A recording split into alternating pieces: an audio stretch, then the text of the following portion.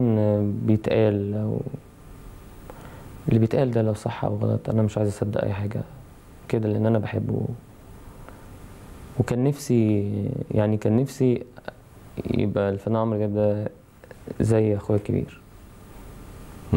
يعني دي كانت أمنية عندي. الحقيقة أنا دايما بتكلم عنه بكل خير. و يعني مش عارف أقول لك إيه، فجأة حصل انقسام في الجمهور غريب. ازاي؟ يعني حصل انقسام في الجمهور غريب. انت بتحب تامر حسني ولا عمرو دياب؟ مش عارف ايه العلاقه يعني. اذا كان انا من معجبين عمرو دياب، يعني انا اتربيت على اغانيه، انتوا بتقارنوني بيه ليه؟ أو مش في جيل صغير طالع معايا؟ انا ليه بتحط في الناحيه دي؟ هل تفتكر اللي حصل ده ممكن يكون خلق غيره مهنيه بينك وبين عمرو دياب او بين عمرو دياب وبينك؟ حصل هو نجاح يعني؟ النجاح اللي حصل وان الناس بقى بيقولوا انت مع تامر ولا مع عمرو دياب، وجمهور تامر جمهور عمرو دياب، والانترنت عليه اصدقاء تامر واصدقاء عمرو دياب. هي حاجه تضايقنا احنا الاثنين. انا في البدايه قلت لك انا عمري ما كنت متخيل حاجه زي كده. عمري انا مش عارف ازاي ده حصل ومش عارف مين وراه. وعايز اقول للناس يعني، بس عايز اقول لك ملحوظه. قول لي. جمهوري ما بيغلطش في الفنان عمرو دياب، مستحيل. ان هم بيحبوه، بس هم ضد الموقف اللي واخد جمهور عمرو من ناحيتي. هو ان كان مثلا صحفي اساء بالتعبير لعمرو، ما هو بيسيء، ما هو في ناس برضو بتغلط فيا وفي ناس بيغلطوا فيا، وهم هي دي الحياه. فبياخدوا موقف. يعني مثلا صحفي يطلع يقول اللي عمله تامر في 5 سنين فلان عمله في 30 سنه، دي جمله مستفزه. لكن انت مش ورا الكلام ده. اكيد انا مش ورا الكلام ده. خلاص، بس هو بيتقال وانا بقوله دلوقتي لانه بيتقال. خلاص، هي حقيقه بتتقال. فخلينا نتكلم بصراحه، حقيقه بتتقال. طب انا ده مش معناه عمر ما في واحد بيخش ياخد رزق من حد. ربنا اللي بيقسم الرزق. ولو الناس مؤمنه ان ربنا اللي بيقسم الرزق مش هنزعل. هنزعل ليه؟ ربنا اللي بيقسم الرزق. هو انا جايب مكنه قاعد كده بقول يلا الناس حبوني يلا حبوني؟ اكيد لا. طب المحبه اللي في الناس دي ليا، اللي هو الناس بيشككوا فيها دايما، يقول لك بيأجر جمهور ومش أجر. بضحك طبعا لما بسمع ده، بس انا طلبت من ربنا. تسمع الكلام ده في وقت طبعا بسمع الكلام ده وبضحك. طب انا هسألك سؤال بس بيني وبينك، مش قدام الناس يعني، محدش سامعنا يعني. ده بيني وبينك يعني. اللي بيطلعوا لك على المسرح دول كلهم بجد جمهورك ولا انت الناس جايبهم معاك وانت رايح؟ لا، اللي بتصوت بتاخد 20 جنيه. 20 جنيه. اللي بتعيط بتاخد 70. يعني حاجه. يعني لو انا هعمل ده، هل ممكن اسافر تونس مثلا، بلد ما اعرفش فيها حد، والجزائر وسوريا، واشوف رد الفعل ده؟ هل دول بطلع طيارات معايا ناس بيعملوا نفسهم بيحبوني؟ انا لما رحت. طب اللي بيغمى عليهم؟ ده 150 جنيه بقى. ده بيزيد بقى. لا، انا عايز اتخيل ان انا بدفع للناس دي. مره قعدت اقول ايه يعني، دي ناس انا مأجرهم وبتاع، ده انا كده يبقى انا بعت بيتي وبعت عربيتي وبعت الدنيا كلها، بأجر كل دول. يعني كان عندي حفله في تونس كان فيها نص مليون واحد. دول جايين مجامله مثلا؟ ايرادات افلامي جايه مجامله؟ بس بتفرح لما بتلاقي ان في حالات اغماء وبنات بتتهافت عليك في الحفلات، مظبوط؟ بص، هو عشان ابقى صريح معاك يعني، في البدايه يعني ما بدات الحالات دي تظهر في حفلاتي، كنت بفرح، بحس ان هو ايه يعني. انا كمان كنت بحس ان هو مثلا ايه، لا هي مثلا تبقى ممكن بنت حباني قوي، ف يعني ممكن تكون بتتظاهر بكده مثلا، او كنت بحس يعني ان انا نجحت، يعني اللي هو يعني بكلم نفسي بقيت مؤثر قوي. بعدين مع الايام لقيت ناس بيغمى عليها بجد، بيتصابوا. فبدات ازعل، لان انا يعني مش حابب ان حد بيحبني يتاذي. طيب بتزعل لما يقولوا عليك نجم المراهقين؟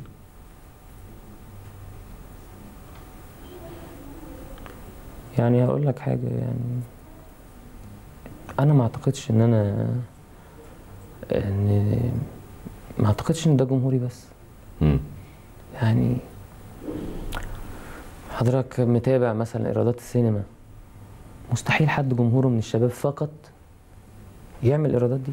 مبيعات الكاسيت مستحيل حد يبقى جمهوره شباب فقط او سن معين صغير وبيعمل الايرادات دي، مستحيل. فلا، في شريحه، بس في ناس مش عايزه تشوف النجاح. لا يا عم، ده تفسر ايه موضوع ان المواقع بتاعتك على الانترنت بعضها حصل فيه نوع من التوقف او يعني التدمير؟ زي اللي حاولوا يدمروني انا شخصيا ويحرقوا لي بيتي ويعملوا لي مش عارف ايه اللي هم مين؟ اللي انت عارفه. لا انا مش عارف، قول لي هم مين. لا انت عارفه. اللي هم مين؟ والله يعني اعداء النجاح. 1 2 3 يعني ممكن تقول شخص وفي كام صبي حوالي كده. تقصد مين؟ والله ما يعني، ما هو في حاجات ما ينفعش اديك 3 اسماء تختار؟ لا لا لا والنبي لا. لا يعني لا، مش عايز بس اتكلم على حد. وهرجع تاني لنفس السؤال اللي قلته من شويه، هل الغيره المهنيه ممكن توصل الى هذا الحد؟ للاسف بس اللي بيعمل كده مش مؤمن. مفيش حد هيفضل مكانه طول الحياه وكلها كام سنه ويطلع شاب. المفروض ان انا اساعده، يعني المفروض ان انا اعمل كده. انا عمري ما كرهت الخير لحد. يعني هقول لك موقف. لما بدأنا انا وشيرين نغني مع بعض، كنت بمشي في الشارع انا وشيرين، الناس تقول لي تعالى يا كابتن خد الكاميرا وصورنا انا وشيرين. طب احنا الاثنين ناجحين مع بعض. غيرت من شيرين ساعتها؟ غيرت طبعا، بس انا بحبها جدا، اختي. ما هو الاخوات ممكن يغيروا من بعض، بس غيره ايه؟ اللي هو انا نفسي اعمل كده، انا نفسي امشي في الشارع الناس تعمل كده عليا، انا نفسي انجح كده، مش بتمنى زوال النعمه لحد. طب اعمل ايه؟ ركزت زياده، خدت فتره مع نفسي، وقفت واشتغلت وجاهدت وعملت ومثلت وغنيت ولحنت وكتبت لغايه الحمد لله ربنا حطني في مكانه كويسه. بس عمري ما اذي حد ليه؟ طب تقول له ربنا ايه؟ كرمه، يعني ربنا باعت رزق لحد، انا اروح اعمل كده. تقول له ايه اللي عايز يأذيك؟ اقول له يعني ربنا قالها، يعني لو اجتمعوا اهل الارض عشان يضروا فلان وربنا مش رايد، فيبقى هم بدعوة. بتخاف من رسائل التهديد اللي بتجيلك على الموبايل؟ لا، رغم انك انت عارف مين اللي باعتها لك؟ يعني بقول ربنا الحامي، مهما مين هدد انا ماشي كويس مع اهلي، مرضي، راضي امي وابويا. طب ايه اللي في تصورك اللي يخلي فنان يهدد فنان او يشتمه على الموبايل بتاعه ويبعت له رساله من موبايله الشخصي؟ يعني بيقول له انا اهو.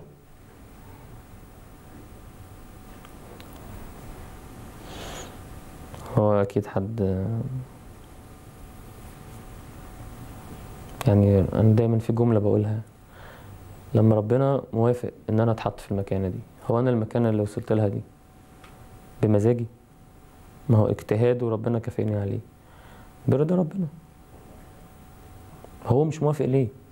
يعني هو مش موافق ليه؟ طب ده ربنا حطني هنا، ربنا موافق. انت مش موافق ليه؟